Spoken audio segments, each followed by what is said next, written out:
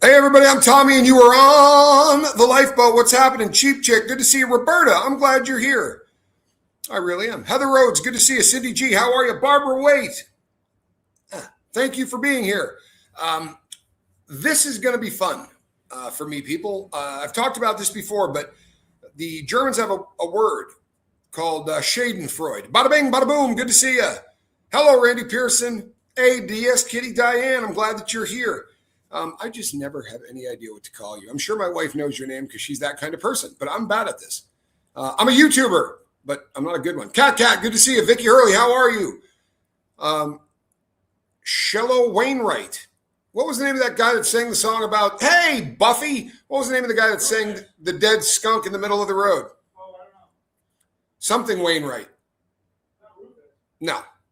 Glad that you're here, Buffy. So here's the deal, people. There's 100 of you in here. Smack that like button. If you haven't hit subscribe before, what is the matter with you people?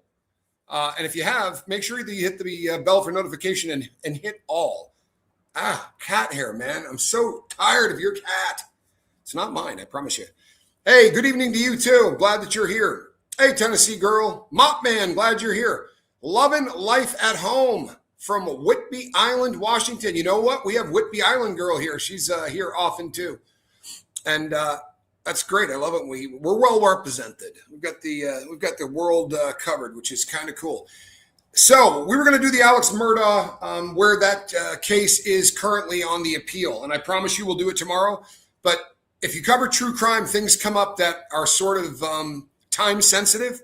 And I've covered Wes Watson for a really long time. If you're brand new to Wes Watson, if you're going, who the hell is that? Let me give you an idea who Wesley Watson is. He's just an ace is what he is. Just a hell of a guy. You know, if you got a daughter, this is the kind of guy you want as far away from your daughter as humanly possible.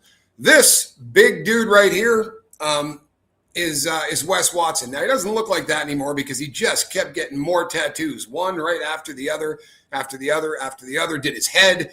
Basically, his entire body is covered. But he made an awful lot of money for himself after getting out of prison in 2018. While he was in prison, he had a cell phone. And he was in a prison in Arizona, which is really odd because he got busted in California. California is the toughest prison system in the U.S. It's not a place you want to be. It really isn't. It's just kind of a tough place to do time. They will say that it is very political. The yards are political. That's a way of saying racist, right? That there's segregation and that people just don't seem to get along. And it's an unfortunate thing, but it's also a fact. And Wesley checked in. This is a term that is used when someone says, I'm afraid I'm going to get hurt. I got enemies, or they got really messed up charges. He went to prison the first time. He says for 10 years. That's just simply not the case. He did just under 8. Why anybody lies about doing more time is bizarre to me. I can see lying about doing less time, right? That you want to look like maybe you weren't such a bad dude. But he actually lies to say that he was in prison longer than he was. And when he first got out, he was really open in interviews. And he used to sit at this wooden picnic bench, and he would do videos that really kind of captured people. A lot of those who were watching him when he was working out inside. And he was working out like a demon. Like he was really into what he was doing. And he talked about how no matter how messed up in life you were, if you're a dope fiend, if you're anything, you still can turn your life around. You still have the ability to become a much better person.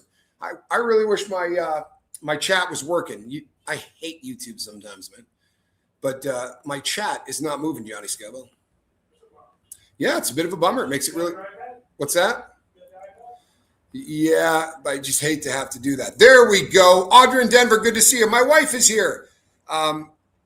Wes, the phony Watson, he's such a poser. Yeah, and from Massachusetts. We call him Wesley Peg Watson. Hey, B. Watt, Delaware in the house. Glad that you are here. People, smack that like button, hit subscribe, and hit the bell for notification. The term peg, if you don't know what that is, maybe look it up, pegging. It's not something I want to share with you, but it's a sexual thing. And this guy, when he was filming on the bench, he spent an inordinate amount of time talking about his prison locker, his prison wallet, right? The place where you put things that you don't want anybody to catch you with. What's that? It's a prison purse. Reese, did Tommy marry you for your mod abilities? There's some truth to that. You've caught me. No, I knew this. I knew this, actually. Today is my birthday. I am the same age as Reese when she was outed by a certain person we don't talk about. Voldemort? Oh, we could talk about Voldemort. The happy birthday to you. Everybody, let's pick a good number. What do you think, Johnny Scoville? What do you think? Wow, Johnny says 5. Let's put a 5 up there as a way of wishing Buffy happy birthday, because I love that. I really do. So this is a guy that in the beginning you could root for. You'd be really happy for this guy. He was a little creepy about talking about his butt all the time. And he said, one of the first things you got to do, and he always has this like he's a professional wrestler kind of thing, you know? Well, the first thing you do, whenever you go anywhere, you got to have your paperwork. Your paperwork proves that you're not a sex offender. Or you're not in there for beating up old people or hurting animals, you know, things that are considered reprehensible in prison. He said, you got to carry that with you everywhere you go. So if you're going to be going from one prison to another, you got to hoop that, right? Stick that up your backside. And he spent a lot of time talking about it. And he said things that were just sort of ridiculous, but I don't think people paid much attention. He would say, well, one of the things is you got to realize that you're going to take this big sheet of paper that has your all your charges and everything on it. He goes, and you fold it up about 100 times. And I don't know if you've ever tried to fold anything 100 times, but there is no matter how big the piece of paper is, no matter what it's made out of, you can only fold it 7 times. It's one of those weird things of physics. You can't fold anything more than 7 times. But he would take that, put it in the glove, and shove it up his butt. And he would joke about this constantly. And people would say, you wouldn't get caught with it? He goes, no, you just got to bend over and, you know, spread your cheeks and cough. He's like, but if you got it up there far enough, it's not going to come out. It started getting a little creepy because it's all he talked about. And he said on one of the shows, he goes, yeah, most of the cops in there knew me by my butthole. They didn't know me by my face. They'd be like, who the hell are you? So I'd bend over and show them, and they'd be like, oh, you're Wes. The guy got creepy. He didn't have a bunch of tattoos. He had prison ink like everybody else has. But he got out and started doing all of this prison ink on the street, which I will be honest with you is bizarre. Thank you, DS Kitty Diane. 22 months, and they said it wouldn't last. I really appreciate the support. I mean that from the bottom of my heart. It's people like you that are keeping free speech alive and well, I should say. But this guy's creepy, and now my chat is dead again. I'm sorry, people. Appreciate your patience. This YouTube did this for a while, and then it got better, and now I'm going to have to go to my iPad so that I can read what people are saying, and that just sucks. But the thing with Wes is I don't care about the guy. He wants to lie to people and say that he owns 15 Ferraris and all of this stuff. Good for him, man. But he became a grifter, and people like to call me and my wife grifters. But we're not selling programs that AI built. What was he putting up his butt? A lot of stuff, but paperwork in general. And he really railed about how bad drugs were. And he started selling these high dollar coaching packages, right? Very, very expensive coaching packages. He became a life coach, for lack of a better way to put it. Now, much of what is said about this guy is a lie. As I mentioned, when he first got out, he said, I didn't want to be on Mainline. I was scared. He goes, I checked in. I did. He admitted it on a show. I still have the clip. And then that started to evolve as people started to want to hear bigger stories. He all of a sudden went from being a check-in to being a shot caller. And he named his channel GP, right? Wes Watson GP, which is general population, the exact opposite of protective custody. But they shipped him out of state. He did his time in Arizona. He says he did his time in California. He did not. So when he got out of prison, he didn't go back to California because they already are looking for him. Those prison gangs are pretty serious. If you say, I'm with this particular prison gang and you're not, they're going to hurt you, right? Or kill you. They don't have a lot of respect for life, but they have an awful lot of respect for reputation, for, stupid theoretical shit that kind of ruins lives for a lot of people. How much did he charge for the how to peg your own prostate course? That one I didn't see exactly. I'm sure it's an upsell on the back end. But right? Did you catch that? It's probably an upsell. But he was selling packages that were really expensive for learning how to be a better person. And he was going to show you how to make money too. Because he said he got out of prison with $200, right? He had $200. And within 18 months, he had made his first $1 million. Now, nothing this guy ever says is real or true. So I kind of doubt that. But he was selling people packages, some of them as much as $20,000. And if you bought this, the way he was, hey, Pete Taylor, the way he was going to help you start to make money is you were going to do exactly what he does. For real. It was like a weird kind of Ponzi scheme. You do exactly what I do and you'll make money. So you start selling videos about how you can get fit, right? And they gave people the, eat this diet, do this workout. You're going to be doing push-ups on this day. You're going to be doing squats on this day. And all of it was just regurgitated shit off of YouTube. Off of AI. Hey, Mr. Carson, so if you were to say to him, well, I'm 24 years old and I weigh 130 pounds and I'm trying to bulk up and get bigger, and the next guy says, I'm 185 pounds and I'm 45, everybody got the same thing. And it was supposed to be this like specialized, courses. And then people started to complain and people started to do a little bit of research. Hey, Detroit, good to have you here. People started doing a little research and they started going back and looking at old videos and they started to realize this guy was full of shit. He moved to Florida instead of California because he can't go there. And he was one of the guys that during the Diddy stuff, that's great. During the Diddy trials and all of that, Diddy was in Miami and everybody was talking about the freak offs and all this stuff. And Wes Watson runs into Diddy at a coffee shop and basically fawns all over him. He's like, man, this is the coolest place on earth. It's like a dream. Look who I ran into, the man. It's like, bro, have you read any headlines? You know what I mean? He's the most hated guy in America. But Wes is just a douchebag, and he's a guy that chases clout above all else. He has allegedly, did he do it? Yes, Diddy did. Clerk knew via being a court reporter not to write a book. Elect could be playing with the long game. It was an appellate backdoor issue plus plagiarizing was suspected. Oh, you're talking about the Alex Murdaugh? Yeah, no, there's a very decent amount of proof that was a lot of it was plagiarized. Mr. Carson says, "Were you still laughing about your experience at the restaurant? Sorry, I know it was embarrassing, but for you, but cheered me up totally." Well, that's kind of Reese's channel. Very often it's very embarrassing for her, but funny as hell to listen to. So Wes starts getting more tattoos and he starts claiming he owns 2 Rolls Royces. He owns 2 or 3 Lamborghinis. He has a car that is literally about $1 million. He had a Bugatti with the ugliest paint scheme you've ever seen in your life. But he would go out in these things and drive a mile. He's not putting any mileage on this. And people that did research realized that he's just borrowing these cars. Like he's giving a dealership of exotic used cars X amount of money so that they park the cars at the house he's renting. And of course, he went in there and said, I just bought me a new mansion and blah, blah, blah. Everything is bullshit. And he started getting more and more riled up and he would do live feeds and people would come on and ask him a question and he would come unglued on it, right? He would become absolutely unglued on the people, cursing at him, going off the chain. And it's a bad look. Hey, Jeannie Hansen, I'm glad that you're here. It's a super, super bad look. And all of it's out there. You do something on the internet and it's not going to go away, right? So people started to really mock the guy and his large YouTube channel, people stopped watching.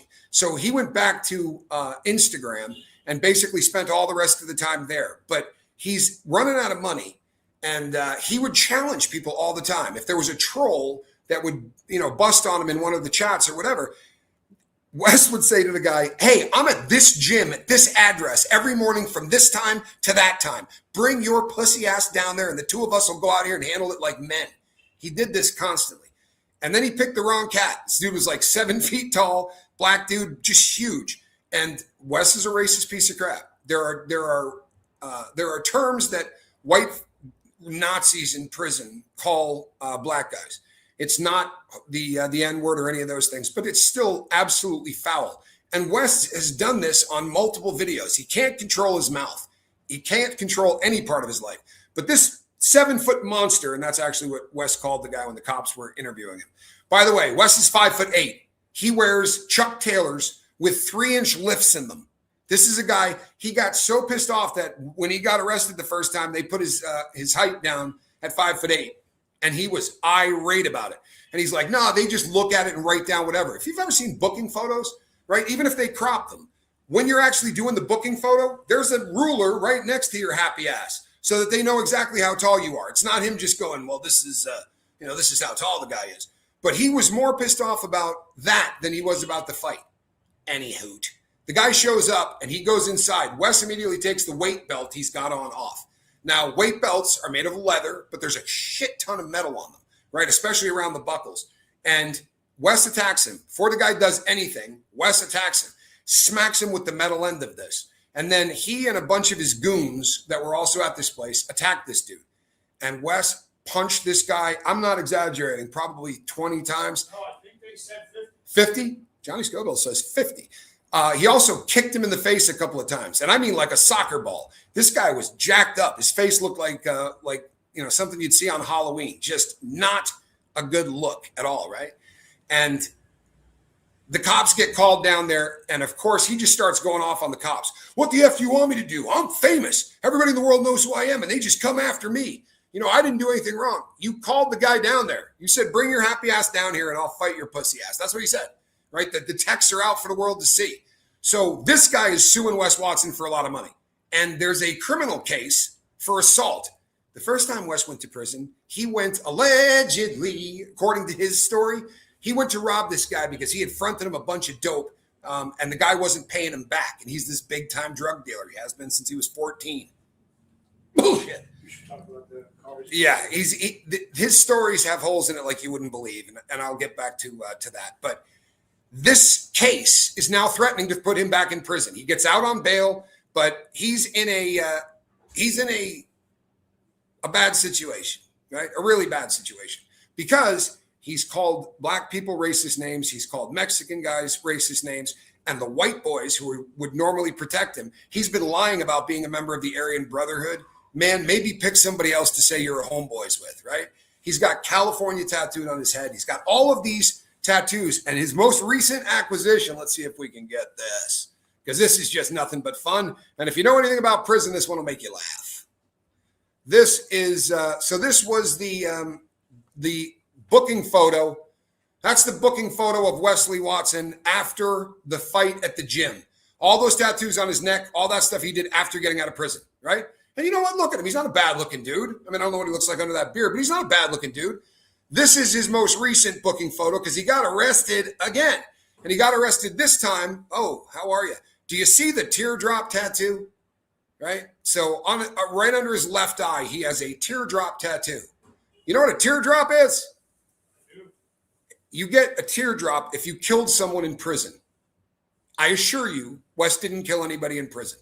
He was on a soft protective custody yard. He didn't kill anybody. If he did, you don't get out. It's not like they go, I killed him, but we're still going to let him out in 7 years. The guy's a liar. And guys inside don't like you getting tattoos that you didn't, and it sounds so stupid to say this, but tattoos you didn't earn, right? If you go and stab somebody or you do whatever, you can get a tattoo, and they call it earning ink. A teardrop isn't one you want to get done on the street. He looks like an asshat. So now he has to go back to prison, and now he has to go back to prison. And here's the coup de grace. As Vince said, I would imagine inmates don't like women beaters, do they? No, they do not. And his new crime, the one that I just showed you the photo, his booking photo, that was him beating up his new girlfriend. All of the girlfriends that he has had since he got out, you can look up, you do a screenshot and you do an image search, and they've got ads in the Miami area because they're prostitutes or call girls. I don't know what you call them, right? But they're women who sell sex. And without fail, every one of them lists as one of the services that they provide, pegging. So he started to get the nickname among the fellas as Wesley Peg Watson. He does seem to be a little bit preoccupied with his backside, and perhaps he likes the love that dare not speak its name. And look, I'm not judging anybody for anything. If that's how you get down, that's great. But if you pretend to be the hardest convict in the whole world, and then you find out that you're hiring prostitutes to, it kind of strips away from that hard convict image. So he gets a new girl. After 6 weeks, he asks her to marry him. He tattoos her name on him, and he does videos where he talks about just how fantastic this girl is. She's different than any girl in the world. Of course, every time he says it, he goes, this bitch is so much different than any other bitch I've ever been with. And someone will, in the chat, will go, man, what a loser. And he'll go, I'm a loser just because you can't pull bitches? I'm not joking you. In one of his first videos, he did that and went, I shouldn't do that. He said, it's disrespectful. I should never call a woman that. Within 4 months, I've never heard him say anything other than that word.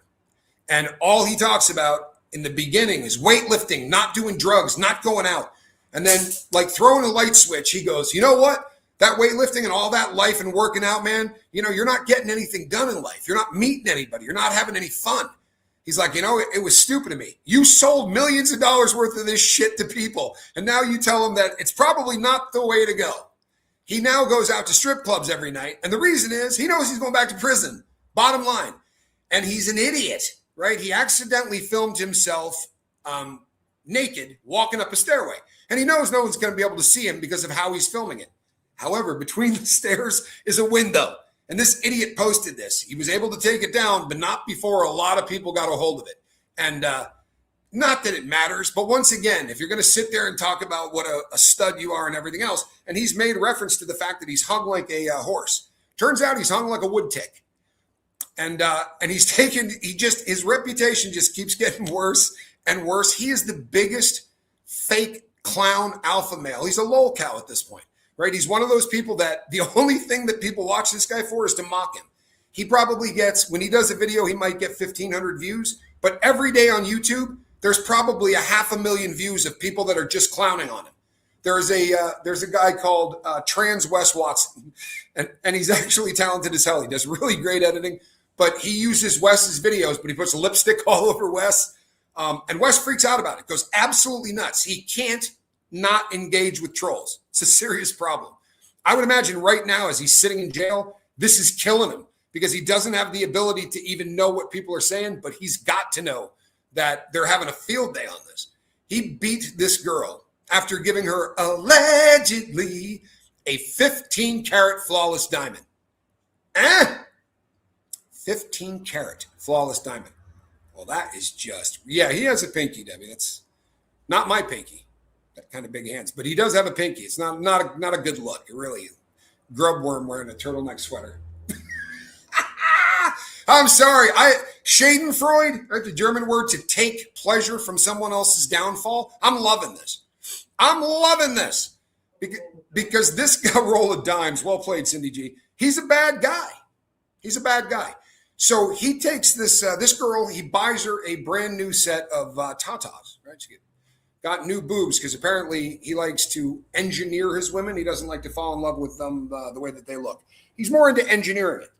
He likes to buy them Brazilian butt lifts and pay for their breast implants. So he buys breasts for this girl, and she goes out to the Miami Heat basketball game with a friend of hers. A 15-carat cubic zirconia diamond. Yeah, I would say that. Maybe he got it's been reported the ring was rented. True story. Vince, would not surprise me at all. And in the very beginning, critical shrinking. In the very beginning, this guy he had a great watch collection. And believe it or not, if I can get a screenshot of a watch and blow it up, I can tell you if it's real or fake, right? That was kind of my business for a long time. Did I ever have to shank anyone in prison? Yes, I did. And what's worse is not because they did anything to me, but because you have to put work in. When you get to the higher custody levels, like you go to Victorville, they're not going to let you walk the yard unless you handle something that comes up. So they'll say, you're fourth in line, which means if somebody does you find out a guy's a cell thief or you find out they got bad paperwork, that person just gets in there and you have to go beat them up. Now, 4 guys will go with you and stand at the door. It's not like you're in danger. But I got there and I'm like, man, put me next in line. It's not that I want to do it, but sitting and waiting for it is absolutely the worst. Yeah, here's the thing. This has been reported, right, on a couple of different channels. There are people that have said, if this woman drops the charges, he's not going to be looking at any time on this. Florida is a state, because this happened in Florida. Florida is a state that can pick up those charges, even if the victim of the crime says, I don't want to do this anymore. Yeah, it's a little late for that. They will absolutely pick it up. Now, he goes on and makes videos and talks about beating the piss out of people and being an alpha male and all of this stuff that really courts don't dig. And so you're out on bail for attacking a guy with a bunch of your friends and beating the piss out of him until his head looks absolutely awful. While that's happening, you beat up a woman, but you don't just punch her around. So she was at this basketball game and she wore a shirt that revealed her breast implants. The hell did you buy him for? Right? I don't know that you bought him to hide them, right? But anyway, he gets irate about this. And when she comes home, he's like, that's where you been? Loses his mind with a bunch of people there and ends up beating on her, putting a cut on her head from slamming her face onto a table. All bad, right? Really, really all bad. Says to his bodyguard of sorts, go through her phone, see if she's cheating. Gary Mackey, good to have you, and thank you for the support, my brother. Free speech, alive and well, on the boat. So he's losing it. He's got people going through her phone. He's forcing her to take calls and lie to people. He's texting from her phone to tell people that, no, I'm fine, but I'm not coming out for a while. It's prison mentality. If you get in a prison fight, the first thing the guy does is we say, we don't want you going to the chow hall or anywhere else because they're going to see that you're beat up and it's going to screw up everything we got going on. So Wes says to her, you can't leave here until you heal. He has his friend super glue the cut on her head. Bad. Then he grabs a bottle of booze, and they don't tell you why in the paperwork he did this. Perhaps he thought this would be a good painkiller. Perhaps he thought this will shut her up. But he said, you're going to drink. Do you understand? You're going to drink. And he's pouring booze down her throat. She's allegedly an escort, and the 7-foot monster is broke. I'm sure they can be bought. Again, if you buy her, the state has already seen the photos. The 7-foot monster is broke, and he's going to be bought from the civil side, right? The criminal's part ain't going away. They have the video of him doing it. He beat this guy up on video, right? They're definitely not going to let that one go. But Moneymaker, you're right? Very often, if somebody decides to drop the charges, especially in California, right around Hollywood area, and give somebody a lot of money, you can make it go away. Florida is not traditionally that state. There are states where if the victim says, I'm not doing this, particularly in domestic violence, they'll just say, well, the victim doesn't want to go through with this. We have no one to put on the stand. In Florida, they'll say, we've got her testimony. And what they'll do is they'll go in there and say, he coaxed her into dropping all this, so we're prosecuting him anyway. But he's got 2 cases coming at him right now and a really big civil suit. Now, he knows the criminal system. He tells you that all the time, right? He's been in and out a bunch of times. Oddly enough, he didn't do any of the stuff he was supposed to do on the criminal case. So the civil case was moving before the criminal case. That's the worst possible case scenario on earth because everything is going to come out in the civil case. And now your prosecutor can read exactly what you just said. If you contradict yourself on the stand, you're screwed. They know everything that just happened and they're going to, right, help him with that whole peg nickname thing. I think Moneymaker, honestly, everybody he's been with is an escort, but this one is really abusive. This is not a, I can't see it, bro. It says the guy who shanked, he lived, right? The guy, yeah, I didn't kill anybody. Yeah, absolutely. I didn't kill anybody. This guy had been on the yard for about 2 years and he had been flying under the radar and he had crimes against kids. And once they found that out, they were like, I said, I'll go beat the dude up. They're like, no, you need to stab this dude. And I was like, okay. Yeah, he's a fake Wood is right. He is absolutely a fake Wood.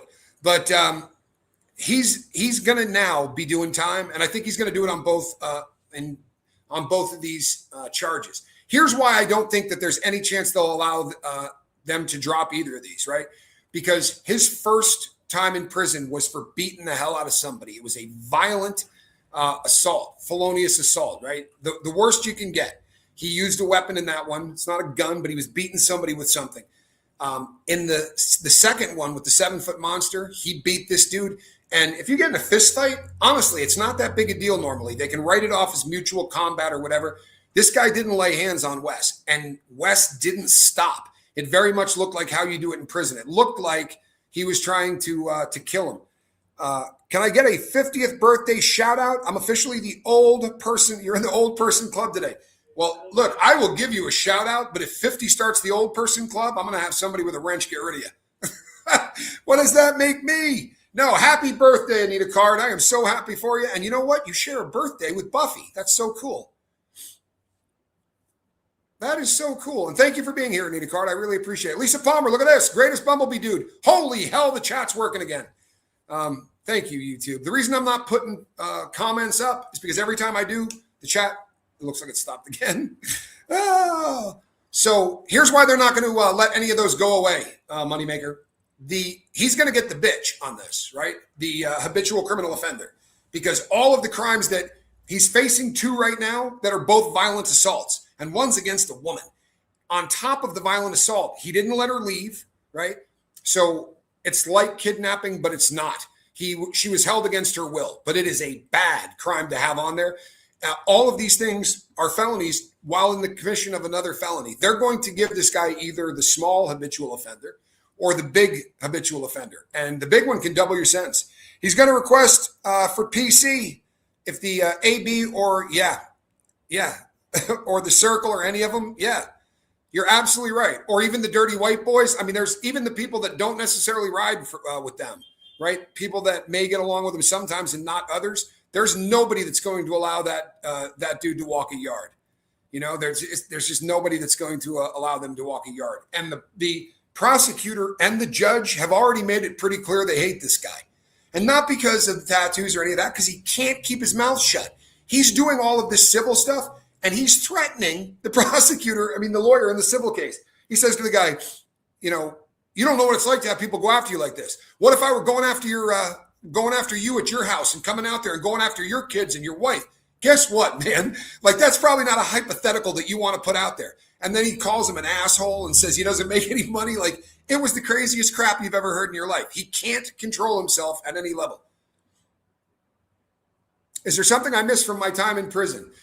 It's actually not that crazy a question, Cable Watson. It really isn't.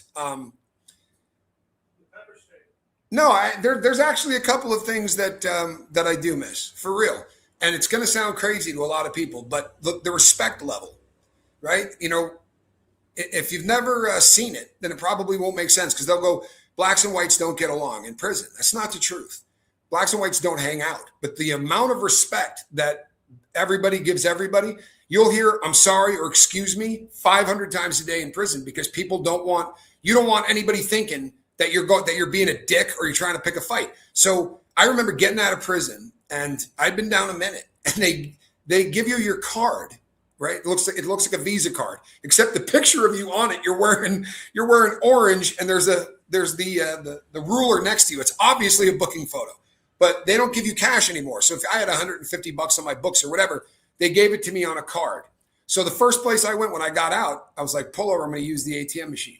So I go up to the ATM machine and I put my card in, and there's a guy this close behind me, right? This close. And I turned around. I'm like, hey, can you back up a couple steps, please? And I'm sitting there and I'm listening for his feet. And I ended up turning around, and this is years ago and I'm a lot better, but I turned around and I was like, bro, back up or I'm going to kill you. Oh, yeah, but tell me that wasn't justified. Yeah, no one's ever going to invade your personal space like that.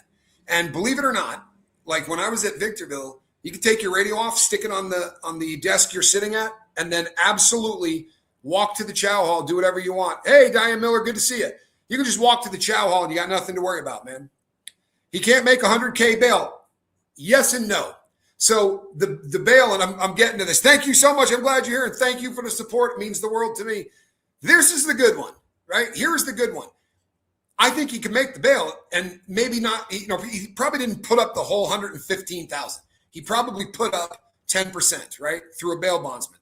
But the punchline is he's in there going like this, right? I'm getting out. He puts that bail up and they go, oh, no, you're not leaving because you have a hold out of another county. And very often those holds will go away quickly. They'll be like, no big deal. We'll consolidate the two of them, give them an ankle monitor or whatever. They filed the papers. They don't want this fool getting out before his trial. Like he's going to be in there. Unless his lawyer walks on water, he's going to be in there until trial. So he's already in hell. He's already in hell. I promise you. And I don't know how many things, how many people are willing to do a thing for this guy at this point, right? All of the people that he's been spreading money around to are just going to disappear. He's not worth a shit to any of them anymore. He had an entourage, but because he was letting these people drive cars. He was letting these people drink, and do his drugs. Yeah, do his drugs. He, just like the small dick that he accidentally put up for the world to see, he had a picture of the inside of the Bentley, the Rolls Royce that he was driving. He was in the back seat, but his Rolls Royce, they were going out to party and do all this. And the Rolls Royce has got an armrest between the two back seats. That's about that wide, right? It's a big ass, almost like a table. And there's blow all over it, right? This is not, oh, they spilled something. It's blow. You know, you could see where they were doing lines inside there. And look, I'm not mad at you, but you made a living selling people, right, on how bad drugs are. And, you know, you can beat this. Anybody can beat this. If I can do it, you can do it. So he blew that cash with a bail bondsman. I don't think he could have put up the whole amount, but I think he probably went to a bail bondsman. Whether or not he's going to get a refund on that is probably not could be talcum powder. Yeah, but you don't put a straw down there next to talcum powder very often, right? And also, Wes is he'll film himself laying back like this, and it looks like somebody took a powdered donut and shoved it up his right nostril. It's just not a good look, right? He also shrunk. This guy he'll tell you he's 250 pounds and he's 6'2" or he's 260 pounds. All of that is bullshit. He's 5'8", but he's big. He's yoked the hell up, and he shrunk, which will happen when you stop taking Trembolin, testosterone, Decaderabol, and all of the steroids that he was jabbing into himself. He couldn't afford anymore. So he just started to get that sucked up Schmiegel look. Thank you again, my friend. He started looking like he should be going, my precious, right? He started definitely getting that Schmiegel look on, full on. So, but now that this guy has committed a crime against a woman, they're not going to have a sense of humor about that at all. The guy where he fought the 7-foot monster, it's on film and it looks really bad, but there's at least an argument for an attorney. Hey, this guy showed up, right? This guy showed up. Hold on one second. It's a crazy situation because they can say he came down. Yeah, Wes called him out and said, come down here, I'll kick your ass. But this 7-foot tall guy went inside this gym, took his phone, hit record, set it up, and then walked over to confront him. Not a good look. However, mutual combat, two guys that decide to fight, 4 or 5 punches, like you determine who's winning, and that's usually the end of it. He looked like he was trying to kill the guy. And it's a bad look, especially when it's on film. Everything is on film. Him talking to the cops and losing his mind and being really disrespectful, also on film. This guy can't do anything right. He went out to dinner and got into an argument with somebody and told his bodyguard to go stab this guy, like on film, and ended up getting into an argument with that same bodyguard and said, I will effing kill you. I will kill your family. And that got recurring because that's exactly what he said to this woman after he beat the crap out of her. He said, if you go home and your parents end up calling the cops, I'm going to go to jail. I can't go to jail. I will kill you. I will kill your family. Like, this is, that's bad shit. And prosecutors have an innate, built-in scared shitless that we're not going to do enough for this, and this guy's going to go kill a woman, because domestic violence escalates like that until it happens. Do me a favor, everybody, smack that like button, hit subscribe, and hit the bell for notification. It helps. And you can't say domestic violence, can't say rape, can't say any of these things, right? And you hitting the thumbs up actually makes a very, very big difference. Thought Criminal says he's a proper loser. You're damn right he is. Do you know of JD DeLay? Yes, I do. We have the same voice. I think he'd get a kick out of hearing that. We know each other, actually. I like JD DeLay. I really do. And I'll tell you something. When Wes was going off the rails, JD DeLay made a video and said, I will absolutely help you if you reach out to me, because you're partying. And he showed the blow, and he showed how much he shrunk. And he said, you're losing it, man. And you're doing stupid stuff, and you're going to go back to prison for a really long time. Reach out to me. I would love to work with you. Didn't happen. All right. And there's a guy named John Bravo. If you've never seen John Bravo, you should. But John Bravo has beat the crap out of Wes Watson on YouTube. And I know people will go, well, you're trolling. No. What he did is a very different thing. If you are somebody that is literally out ripping people off for a living, then you get whatever's coming to you. There are people that will say you're a grifter because 400 people show up in your live chat. You're grifting those people. If you enjoy watching somebody, watch somebody. But if somebody is selling you a $10,000 package that delivers nothing, and the number of people that have made videos that said, I got nothing out of this, nothing. And I tried to get my money back, to which Wes was like, yeah, you ain't getting no money back. The guy's just people will go, he's a convict. I really don't like that term. in that application. That's not what, inside they will say that there are convicts and there are inmates. Inmates tell on people. Convicts don't. Inmates will say, I'll pay you on Friday, and they might pay you 5 Fridays later. Convicts don't do that. So when it says convict on his license plate of his of the one car that he absolutely does own. Like you can do some research and find the title of that, and he owns it. None of those other cars you can do that with. And they're from this janky ass company in Florida that has real problems, VIN numbers that don't match. It honestly looks like some kind of a hustle. So he's not getting out, folks. He's absolutely not getting out. And I take unbelievable amounts of joy in this. I really do. Because guys like him who get out of prison and then sell you tapes on how prison was the best thing in their life and look how it's changed me. And every single stream, he's yelling F-bomb after F-bomb, referring to every woman on earth as bitches and this bitch, that bitch. It's a bad look for those of us that got out of prison and actually made an attempt to not be Wes Watson. The amount somebody was I was in my wife's chat yesterday, I believe. Hello, Ontario. I'm glad you are here. You're in the hospital for 5th month, but it could be worse. Absolutely love your show. Informative. Love Reese's too. She's hilarious. She really is. Reese is funny as hell. He'll get a new girlfriend in prison. Jerry Allen, I would not be surprised by that at all, right? And I don't care if that's the direction you go in, but he makes videos calling those guys bad names too. He's an ass clown of epic proportion. He really is. It's uncomfortable to watch this guy do the things that he does, and it gives people that do what we do for a living a bad name. It starts to look like everybody on YouTube is just a scumbag grifter. But I was in my wife's live chat yesterday, and she was throwing out a couple of really cool quotes and things she found online. And she was talking about why people, John Bravo, it's John Bravo Films is the name of it. And he does like expose stuff on grifters. It's what he does. And I think you'll enjoy it, man. He's good. He really is. So my wife said, why do people lie? And the theory she had was people lie to avoid consequences or prolong the inevitable, right? They'll lie because they know that the truth is going to get them in trouble on Monday. So they'll bullshit for 6 months if they have to because they don't want to face what they've done. And I think there's a lot to that. There's also people that can't live with who they are. They can't live with their past. They can't live with the kind of person that they are inside or whatever. So what they will end up doing instead is they will craft and create a brand new story for themselves. Thank you, Gary, because I am a YouTuber. Make no mistake, people. I'm a YouTuber. Is that right, Johnny Scoville? Yeah, I didn't used to be. I didn't say, 3,500 videos. I didn't say subscribe, hit the bell for notification, anything like that once. Not once. Did you catch that reference?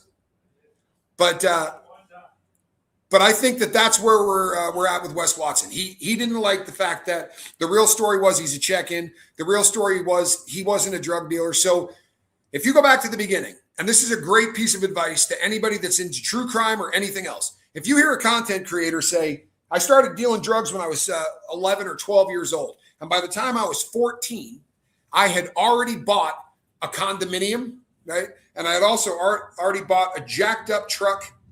And on top of that, I bought a supercharged Range Rover, which nice car, right? I mean, that's a cool thing. However, he was born in 1983. So if you add 14 years to that, you come up with 97. And they didn't make a supercharged car, right, that was sold in the United States for about an additional 7 years. The amount of money he said he paid for the truck was about $30,000 more than it should have been. He said that he would be rolling big blunts in the parking lot of his high school with a pistol on his lap. And the guy interviewing him said, and nobody ever turned you in for any of that? He goes, it wasn't that kind of time. It was a different time in America, and people weren't telling on people, and they weren't stressed out by stuff like that. It was right after Columbine. There had never been a time on planet Earth where people were more stressed out about guns around schools. So it doesn't take a ton of research. If he goes, I bought a truck for $50,000 when I was 14, look up what that truck cost in 1997. And if he's 30 grand off, you might start thinking to yourself, this guy's full of shit. And it's kind of an important thing. Hey, Taylor Miller, it's kind of an important thing because it sucks to give support to somebody who's a dirtbag. I mean, honestly. And this guy's probably the worst online. My wife, I used to say to her, you got to watch one of these videos. And she would go, oh, I can't even watch this. This guy makes me sick. And I said at the time, you got to watch this because this is a guy crashing and burning, right? I was that guy for a long period of time. I never hit women or did any of those things. But when you know prison's around the corner, like there's no way around it. I remember my friend Jack coming over and I got in his car and a gun fell out. And he goes, why are you carrying a gun? And I said, I've got somebody that's buying it for me this afternoon. And he said, you're going to end up back in prison. And I said, absolutely no two ways about it. And he was so freaked out. He was living in a different state at the time. And he's like, why don't you stop what you're doing? You already know it's too late. There's already a case out there. They're building it. Even if you jam on the brakes right then. And it's a terrible place. Hey, Sierra Terry, glad that you're here. Even if you try to put the brakes on and change right then, it's not going to happen. So you get into this death spiral where you're like, F it. I'm going to do more drugs. I'm going to go out and drink. I'm going to commit more crimes. And it is absolutely a great way to die. And as much as this is sucking for Wes Watson, and it is, and I love that, I would be really, really, I think this is probably the best thing that happened. It couldn't have been any better. It literally couldn't. Because if he didn't get incarcerated right now, then he was gonna die, whether it was at his own hand. I don't think he's prepared to go back to prison. I think he's terrified of it. And when you're really scared of the future, dope's fantastic, right? Makes you forget that. As long as you keep sticking it in the vein, shoving it up a nose, smoking it, doing whatever you're doing, or hooping it, taking it to the old prison purse, because we all know Peg is fond of that. But this is a guy that was miserable and absolutely was aware of the fact that he's going back to prison. It's why after beating this girl, he said, I can't go back to prison. That's literally what she wrote in her statement to the police. I can't go back. He doesn't mean, I'm not, he means they're going to kill him. They're going to kill him. He hasn't been to his home state, right? He's got California tattooed on him. San Diego, right? He can't even go to his home state because the people that he's been lying about all this time are going to kill him. He got into a fight in prison. And the guy said something, and he was the shot caller, so he had to handle it. And he took a blade, a shank, right? And they come in different varieties. In prison, someone will call one a bone crusher. Be about this long, really heavy, made from solid steel. They'll cut it out of a bunk. They use those little black triangle things that you use like a paper clip. They've got two steel arms on it, and you squeeze it, it opens, and you can hold tons of paper, and it's like a paper clip on steroids.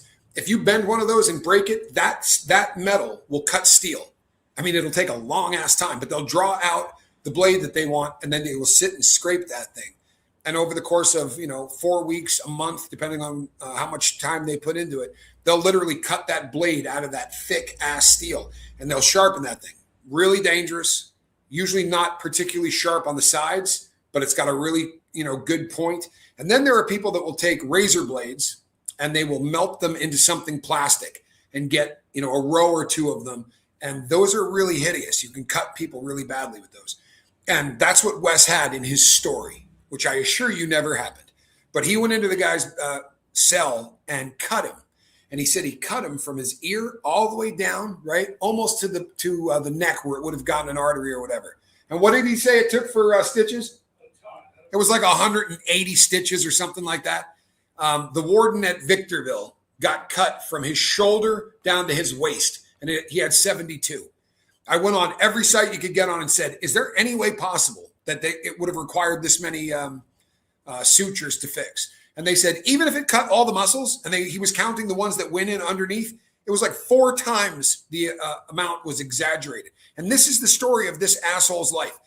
He's disrespectful to women beyond belief. He believes they're property, right? They're theirs to show off, especially if you buy the boobs. He literally said in his statement, those tits are mine. You sick bastard. For real. He did say he was going to remove the breast implants. He paid for them. He was going to remove them. This is a sick puppy. Sick puppy. Hold on 1 second. Why in the name of God won't this work? My This is just YouTube sucks, man. It really does. Sorry, people. Appreciate the patience. But look at the transformation from that's him in May, right? That's him in May. And this is him a couple of days ago, right? From last May to now, this is what this guy starts to look like. He does his entire head. And he said, he goes, why do I tattoo everything? Because that's the kind of stuff. I love the way a dude looks tattooed out, right? I think it looks hot. Man, think about the stuff you say before you say it, Peggy. For real, it's not a good look. When he first got out of prison, didn't even have the stuff on his neck. This is a guy that normally people go to prison and they get prison ink. Prison ink is just, it's done with a single needle, right? There are no shaders.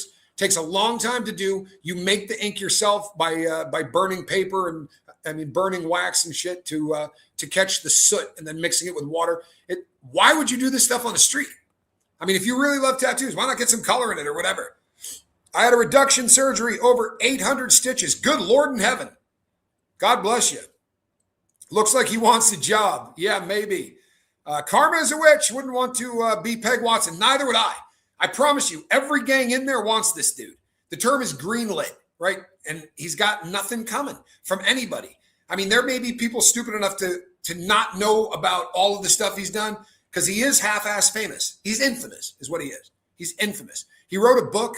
It was like 80 pages or something like that, self-published and put it out on Amazon. And he'll talk about how much money he made on the book.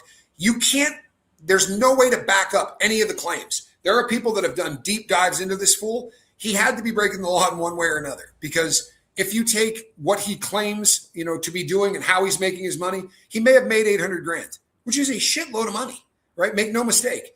But he's renting a house. It's like $15,000 a month. He blows cash like he's got a machine making it in his basement. And nobody's buying anything from him anymore. His reputation is absolutely destroyed. He is, and he's getting ready to go in, not just as a guy that claimed to be in the Aryan Brotherhood, a guy that called black people racial terms, called Mexican people racial terms. And he also said Mexican people can't get big. They can't lift weights and get big. Just can't. And I've known some monsters in prison that were Mexican guys that are as big as anyone you've ever seen. But they're not going to like that when they get in there at all, right? That's not something that – he also said that the people in the who fight in the cage, right, UFC guys, he said they're pussies, right? He said that's not how I fight. You guys go in there and you have rules and you have all this. He's like, I don't take a loss. If I went and fought one of you guys and you got me, I'm going to head over to your house and duct tape your entire family. Go to work. He said this after the fight with the 7-foot monster on a live stream, recorded forever, not burdened by deep thought. Feel me? He is not burdened by deep thought. This guy's an idiot, and he is literally hanging himself out so that the prosecution is going to be forced to say, there's no way in hell we can let this guy back out on the street. He's a psychopath. He's literally dangerous to have around normal people. He gets into some kind of confrontation everywhere he goes. A guy walked in and said to him, hey, is that your car out there? That thing's beautiful. And he said, yeah. He goes, what is it you do? He's like, look, homie, you don't just walk up on someone and start talking.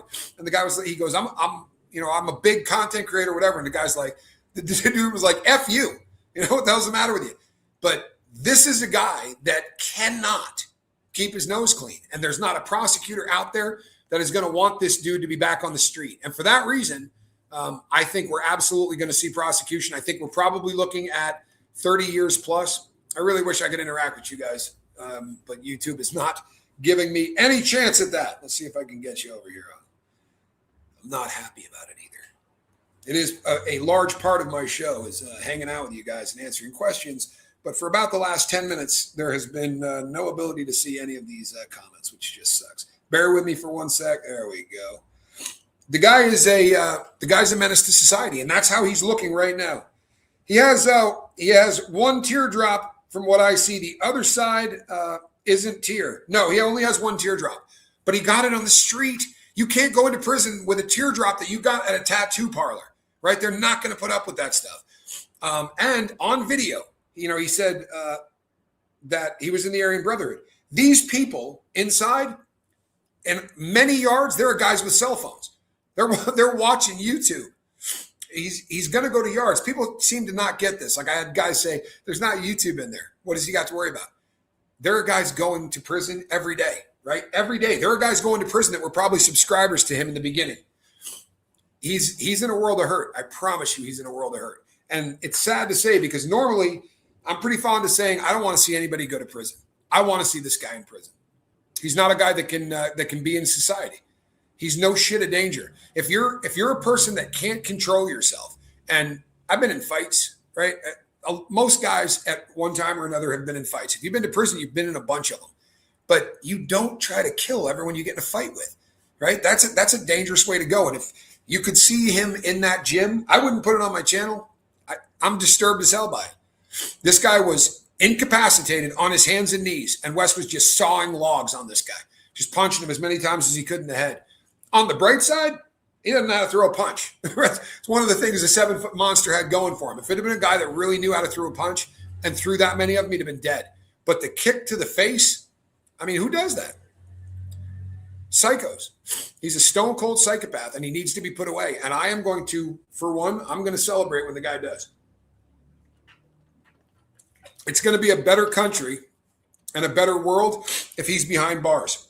And like everyone said, he's going to check in.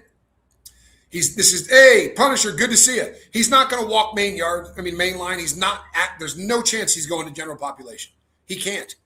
His enemy list is every gang in America. There's nobody out. Oh, I shouldn't say that.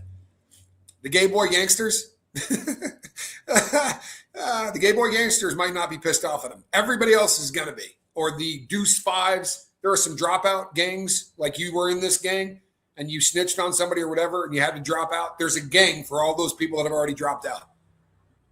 Doesn't make a lot of sense, does it? But they're probably not pissed at him. But every other big-time gang out there is going to want to hurt this dude.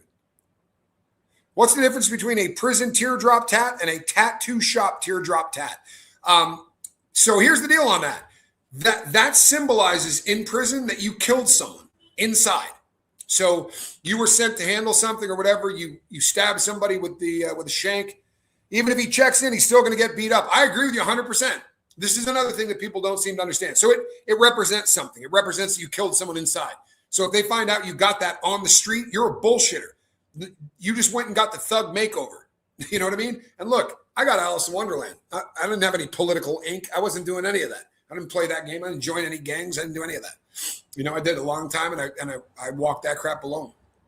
There's no way. I'm not going to get up in the morning and have you tell me I need to hate Jewish people, black people, whatever. Like that's definitely not how I'm going to roll. I'm thinking he just got all those tattoos because he's thinking it's going to make him look tough. It's exactly what it is. We used to call it the thug makeover, right? You walk into a tattoo parlor and go, make me look hard. That's where this guy, this is who he is. This is literally who he is. But everything that he worked for, all the money he made, this is all unraveling at light speed. And I'm going to be shocked if he gets less than 25. And if they give him the big habitual offender, he's probably going to be looking at 30 to 40. He really could be. And it takes his prison, that house all it takes is a prison that houses you in the wrong cell. Well, here's what people don't get. Like they'll go, he's in, what does Alice in Wonderland represent? It's my favorite book of all time. Huge fan, collect a lot of Alice in Wonderland stuff. It was just a very relevant book in history, right? Not the Disney story, but the actual Lewis Carroll, full book. Just a huge fan of it. Big fan of it. Let's say you're in a gang, right? And you get into a fight with somebody in the gang. You just get into an argument with them. And the shot caller for that gang says, go get him. He sends 2 people over and they beat the piss out of you. You're going to have to leave that yard. And now you've been greenlit by your own gang. They're going to force you to drop out of that gang. Like they're not going to let you go walk on another yard where you're instantly going to get stabbed. They will get you to check in. So that means what? You're a gang member and a killer on Monday, right? With all of that same political mindset and all that. And then by the following Monday, you're on a yard with people that said, I need protective custody. You're dangerous as hell. I mean, there isn't safe places in prison, no matter what anybody wants to say. These are all guys that couldn't follow the rules on the streets. Why the hell are they going to follow the rules in there? And they don't like thinking that they have to live with somebody whose crimes they find reprehensible. just doesn't work that way.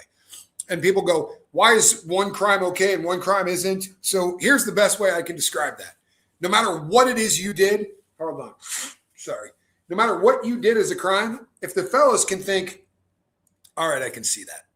Like, so I robbed two people and in the process of it, I killed them. All right. It's not something I would do, but I can see how that kind of thing could happen. Or I came home and caught my wife in bed with another guy and I shot both of them. Not something I would do, but I can see why someone would do it. I stole this. I did this. I robbed that.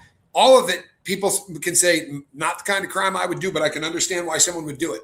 Then you go, yeah, I had 30,000 pictures of prepubescent kids doing sex acts on my phone, right? Child porn. There's nobody in the prison that goes, yeah, I can see that. I hurt an animal. Nobody in there is going to be like, yeah, that's okay. I hurt an old person. If you're using your size, your strength, and your ability as a dude to take advantage of somebody because you're bigger than them or whatever, you're never going to get a pass on that. So not only is he going back with the entire world in the gang community hating his white ass, but on top of that, he's going in there. At least half of the paperwork he's going in there on is going to be for domestic violence, beating the hell out of a girl that they're going to be able to get images of, right? She's not unattractive, right? By allegedly, she was an escort. And if you're an escort in the Miami area, you're probably, to most people's standards, fairly attractive. She was also very small, and it's just going to be a horrific look. Right, it really is. It's going to be a horrific look. And the fellas inside aren't going to have any sense of humor about it. Because we're men, not gods. It's exactly right. This guy makes me sick, says Loretta Hauser. Reese, you are funny and you are a sweetheart. That would be my wife. And if you want to laugh, right, I come off a little bit less funny. But if you want to laugh, my wife is the funniest channel on YouTube. Relatable Reese. You should go over there and hit subscribe. There's guys in there that are 10 times bigger and more badass than him. You're damn right. And they're not juicing it. These are guys that have been doing 1,488 push-ups a day, right, for the last however many years. A lot of the guys in these gangs, like the white gangs, there are a lot of them that require mandatory workouts every day on the yard. And I'm not joking. That's a number that gets done a lot, 1,488 push-ups. And for racist reasons. There are 14 words that the white gangs all have to memorize. That's just some racist shit. And the 8-8 is the eighth letter of the alphabet twice, which would be the Zeke Heil thing, like Heil Hitler. Classy. But yeah, he's going to get skinned. He's absolutely going to get the piss beat out of him. And here's the thing. If there's a guy in prison that's 4 times bigger than you, right, even if the guy that they send after him isn't big, he's going to take a lock, like a padlock, and put it on a belt. Right? 2 guys go in there with those. I don't care. When that thing hits you, you're going to bleed. It's going to split you open to the white meat, and it's going to do it that fast. You'll be leaking all over the place.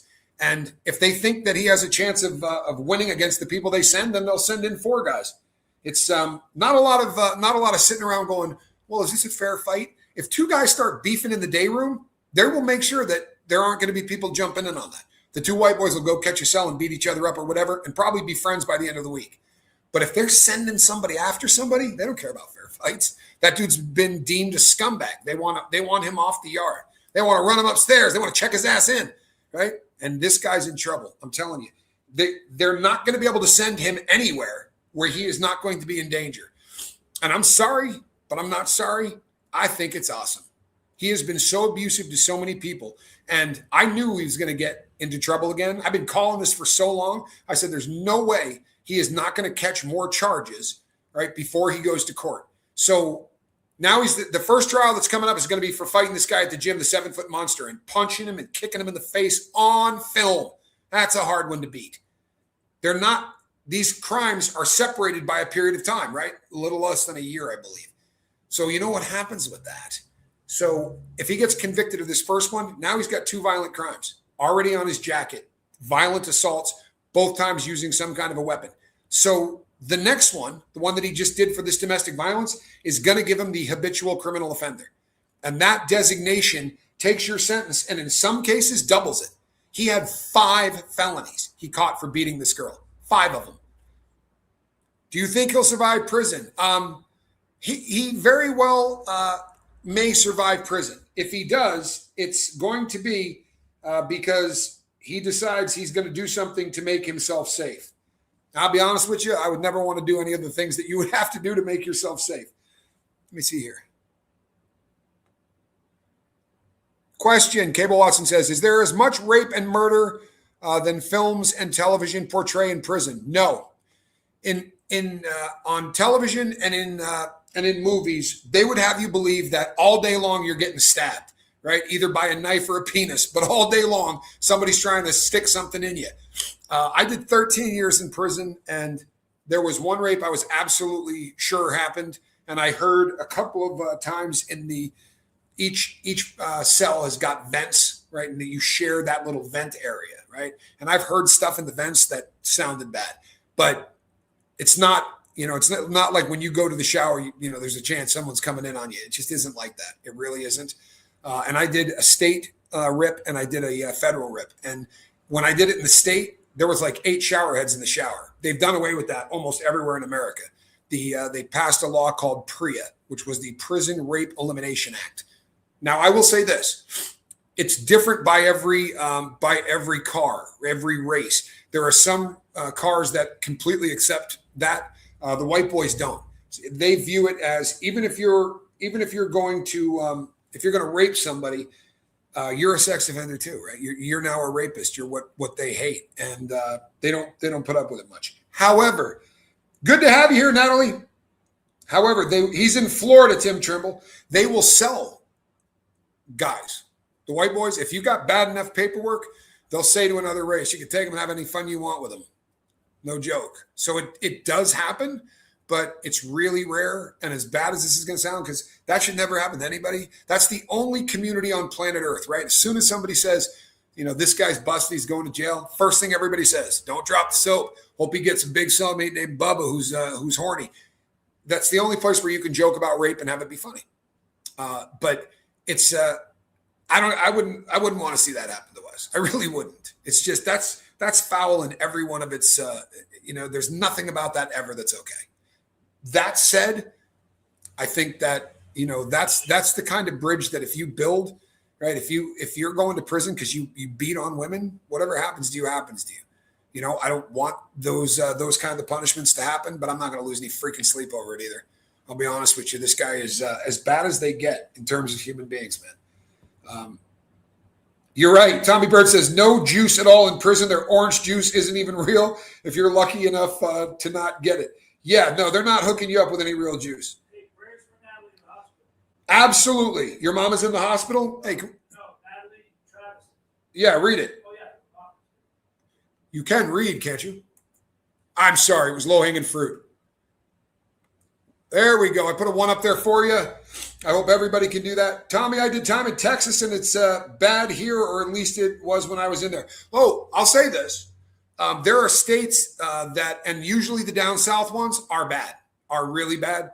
I knew a lot of guys that did time in Texas. The pea farm, I knew guys that did time there and said it was definitely something that was an issue. There were a lot of people that were getting raped inside. In the feds, it's absolutely been stamped out. But yeah, Texas is tough. That's a tough state to do time in. So is Florida, right? Florida is a really tough state to do time in. But my understanding from a lot of people that I've met is that like the politics, the racial stuff, like in Florida, a black guy and a white guy can live in the same cell. Now, I've never done time anywhere where that's accepted. So that's going to put Wes into a really bad position too, because he's going to be hated by both parties, and they tip up together. They're friends with each other. He's got a world of shit coming his way, for real. There's nothing good coming in his life, and oh no, oh no, he gets what he gets. I have a feeling he's probably not a guy that's going to get that they're going to be raping, and from the sound of it, he might be into it anyway, right? And I'm not mad at you. If that's your get down, honestly, I don't care what anybody does if it's consensual. But there's just something about hypocrisy. Like if you're calling, all those punks and bitches in prison that live that life and they're disgusting, and then you're hiring prostitutes that like to bring the old belt along and give you the diesel. It's the hypocrisy. I don't care who you want to sleep with or how you get down. I literally couldn't care less. Why, thank you. I appreciate that. If you appreciate real speech, real language, and free speech, then please hit the thumbs up. It's the truth. I was in Connecticut and Washington, and West Virginia. Connecticut was so much better. Yeah, you know what? Here's the thing. Like, there are people like Wes Watson who they'll say to you, worst prisons in the world, man. It was like getting killed. It was, every day people were getting beat on and slashed. And I did time at a place called NNCC, right? It's the Northern Nevada Correctional Center. It's as close to prisony land as you could possibly get. I mean, it's still prison. People still fight. People still hurt each other. But it was nothing like doing time in the feds. It was soft as hell. You were pretty safe. And I got out and I was at a party. Hold on one second, people.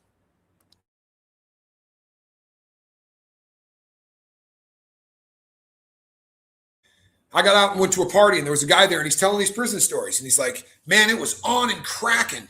He's like, man, fights every day, people getting stabbed. And I was like, where'd you do your time? And he said, NNCC. And I went, really? I said, when were you there? And he told me, and we were there at the exact same time. I was like, what unit were you in? He's like, Unit 2. It's like, all right. Unit 1 and Unit 2 are the same. They're basically just a corridor between them. And nothing ever happened there, right? And I said to him, he goes, it was really, really bad. I go, oh, you're probably talking about when they paved the road to the chow hall and we all had to walk there in single file for like 6 weeks because that sucked. But there was no violence on that yard. People used to walk around in shower slides, like wearing flip-flops on the yard. That doesn't happen anywhere else I've ever been in my life, ever, right? Those, you have to be, the term was suited and booted. You had to be laced up and ready to go just in case a riot broke off. Really a fun life, No, so the violence is there, but to be really honest with you, it's like Groundhog Day. You do the same shit every single day over and over and over again. And it's boredom, right? It's absolute boredom and then sheer terror, right? Because there's nothing happening. And then once it does, it's really rugged violence and people get really hurt and people get killed. And it's that waiting for the shoe to drop. It's waiting for the next big incident that's going to lock you down for 6 months and you're not going to be able to see your family or you're not going to be able to go to the store and buy stuff. I was at Victorville and we had a 6-month lockdown. And the day we came off the 6-month lockdown, somebody tried to kill the warden, cut the warden, the captain. We went right back on lockdown. Nobody had been to the store. I went probably 7.5 months without a cup of coffee. And in prison, that's kind of a go-to thing. And that was at Victorville, which there was a lot, and I mean a lot of drugs on that yard. After about a month and a half of the first lockdown, the warden came walking into my unit. I was in Echo unit, and he came walking in and said, "How are you boys enjoying rehab?" Because you're not going to be able to go get dope. You can't go to the yard. You can't do anything. Even the kindest of prisons suck, but the bad ones are really, really bad. Oh, yes, I did see Savannah Guthrie on today. Absolutely awful. It really did. Did I eat 50 hard-boiled eggs? No, but that's a great reference. It really is. What we have here is failure to communicate. Cool Hand Luke. No, but there are stupid things that guys do. It's hard to get 50 hard-boiled eggs in prison. The big one when I was there was there was a set amount of time that you had to try to eat 20 saltine crackers, and guys would bet ridiculous money on it. Like they really would get into it. A lot of gambling, awful lot of gambling, a lot of drugs, a lot of people making wine, making moonshine, getting tattoos. Like they're still trying to break any law they can, right? It's the boredom factor, I think, more than anything else. People, I'm going to pull the plug. The chat is, I can't answer questions because the chat is just completely frozen. And it's frustrating as hell. And it's, what's even worse is it's very, what do you eat in prison at each meal? Jenny, here's how it goes. There is, in the feds, you had a set schedule of what they call the national menu. In the old days, let's say you were doing time in Maine, then you'd be eating lobster. Or if you were doing time in Texas, you'd be eating steak because they had those deals. Politicians would say to people, you get me elected and we're going to buy all the beef we can from you guys and make sure that the prisoners are eating beef and you'll be in good shape. They had to go to a national menu. And there's really only about 11 meals and you're eating the same thing. So every single Wednesday in the feds for lunch, you're going to eat a hamburger. That's every single Wednesday for the entire time you're in there. Every Thursday for lunch, and lunch is the big meal. Every Thursday you're going to be eating chicken, fried chicken, every single time, and only one leg of the bird. I don't care if they deliver 10,000 of them to the prison. You're only getting one side, because the other side they've been shooting with steroids. It literally says on the box, grade D, not for human consumption. So the food's awful. The food is absolutely awful. And depending on the yard, like the really high custody yards, they give you, they'll cut one meal out. So they may give you a bag, like you go to breakfast and all you're getting is a bag. It'll have something in there, but you walk in and walk out because they're trying to cut down on the amount of effort they got to do. Or you will go to a regular breakfast, and then at lunch, they'll give you a bag that has a bologna sandwich in it, and that's your dinner. It sucked.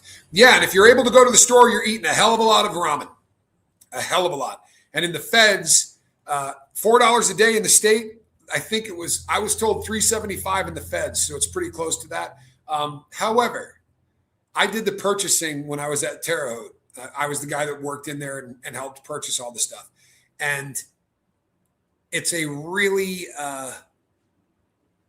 there were times we were probably spending $5 or $6 a day per person. Now I know why you learned to cuss so well. I know, it's awful. And I was a public speaker and I never cursed. I didn't. And then you go to prison and it's just nonstop. It's nonstop. It's nonstop. It's nonstop. At least I'm not breaking up syllables. I'm not saying uneffing-leavable, like that kind of thing, because they're big on that. All right, people. I hate to do it. I really do, because it's certainly not helping business, but I'm going to have to shut this thing down because I just can't read what you guys are doing. So before we leave, make sure you get over there and hit subscribe at my wife's channel. I'm going to be doing a show over there with her, and it's going to be, I'm letting my hair down, so to speak. As you know, I remain kind of uptight over here, but we get pretty silly on the wife's channel because she's got a really good sense of humor. So head over to Relatable Reese, and obviously you got to hit subscribe to the Johnny Scoville. That's my brother. And the hottest peppers on planet Earth are right now on our balcony, starting that whole process so that Johnny can try to trick me into eating peppers, which he's been doing since I was 4. If you've never seen my brother, he's the Babe Ruth of eating hot peppers. Been in 2 reality shows. Johnny's half-ass famous, and by default, I am not as Tommy Scoville, but people come up and go, "Hey, aren't you the guy that eats the hot peppers?" That's my fame, for real. I get that constantly. Although a lot. Are you the drug guy or the pepper guy? Yeah. Although one time I was in a mall with my mother, and this person walked up and went, "Oh my God," and I was like, and she goes, "Are you the drug guy or the pepper guy?"